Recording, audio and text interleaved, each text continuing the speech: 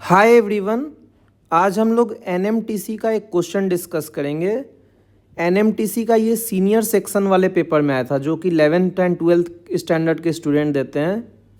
इसी को रामानुजन कंटेस्ट भी बोलते हैं।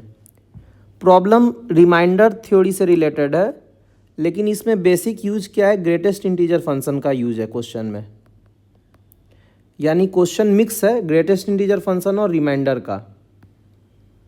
तो देखिए करना क्या है, सबसे पहले जान लेते हैं कि ग्रेटेस्ट इंटीजर होता क्या है। तो ग्रेटेस्ट इंटीजर का मतलब होता है जस्ट छोटा इंटीजर उससे। मतलब अगर कोई नंबर का ग्रेटेस्ट इंटीजर निकालना है तो क्या करेंगे, उससे जस्ट छोटा इंटीजर बता देंगे। तो 2.3 का ग्रेटेस्ट इंटीजर बताना है तो इससे जस्ट छोटा इंटीजर कौन है भाई, 2 है। 0.5 बताना है, इससे जस्ट छोटा इंटीजर कौन है, 0 है। 0.99 का ग्रेटेस्ट इंटीजर बताना है, इससे जस्ट छोटा इंटीजर कौन है, 0 है। -1.53 का ग्रेटेस्ट इंटीजर बताना है, इससे जस्ट छोटा इंटीजर कौन है, -2 है। तो एग्जाम्पल से हम लोग समझ गए कि करना क्या है, GIF का मतलब है जस्ट छोटा इंटीजर। अब देखिए प्रॉब्लम पे आते हैं। रिमाइंडर बताना है जब n को 100 से डिवाइड किया गया। n क्या चीज़ है, ग्रेटेस्ट इंटीजर ऑफ 10 की पावर 93 बाई 10 की पावर 31 प्लस 3। तो देखिए ये नंबर जो है बड़ा कॉम्प्लेक्स टाइप का नंबर है।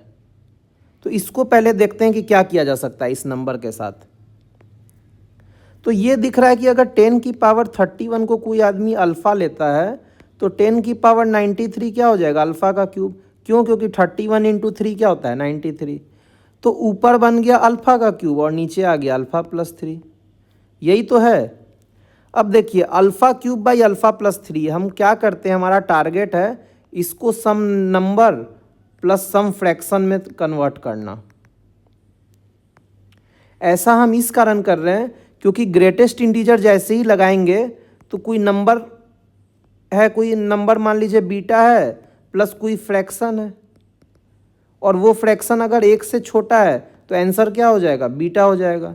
तो हमारा नेट टारगेट क्या है, alpha cube by alpha plus 3 को सम नंबर प्लस फ्रैक्शन में लिखना है। तो डिवाइड करते हैं, चलिए अल्फ़ा प्लस 3 को अल्फ़ा क्यूब से। अल्फ़ा स्क्वायर आ गया तो अल्फ़ा क्यूब हो गया प्लस 3 अल्फ़ा स्क्वायर, फिर बन गया -3 अल्फ़ा स्क्वायर। फिर देखिए -3 अल्फ़ा हो गया तो -3 अल्फ़ा स्क्वायर -9 अल्फ़ा हो गया। फिर आ गया 9 अल्फ़ा, फिर प्लस 9 करेंगे तो 9 अल्फ़ा प्लस 27 बन जाएगा। यानी बन क्या गया आखिर में, अल्फ़ा क्यूब को क्या लिख सकते हैं, alpha plus 3 into alpha square minus 3 alpha plus 9 -27। Euclid का लेमा कहता है ना कि divisor into quotient plus remainder हो जाएगा डिविडेंड। तो वही किए हैं। अब देखिए alpha cube by alpha plus 3 निकालना था, तो ये हो क्या गया finally, alpha square minus 3 alpha plus 9 -27 by alpha plus 3। अब n क्या चीज़ है, ग्रेटेस्ट इंटीजर है किसका, alpha cube by alpha plus 3 का। तो ये देखिए क्या हो जाएगा, alpha square minus 3 alpha plus 9, यहाँ से वैल्यू पुट कर रहे हैं, -27 बाई अल्फ़ा प्लस 3। अल्फ़ा किस चीज़ को लिए थे, 10 की पावर 31 को। तो हो गया 10 की पावर 62 -3 टाइम्स 10 की पावर 61 प्लस 9 -27 अपॉन 10 की पावर 31 प्लस 3। इस चीज़ का जो ग्रेटेस्ट इंटीजर का जो वैल्यू आएगा उसको किससे डिवाइड करना है, 100 से। तो देखिए ग्रेटेस्ट इंटीजर जो होता है 10 की पावर 62 प्लस 0.3 का ग्रेटेस्ट इंटीजर क्या होगा, 10 की पावर 62। तो हम क्या लिख सकते हैं, इसी को ऐसा भी तो लिख सकते हैं। तो ये क्या हो जाएगा, 10 की पावर 62 प्लस 0।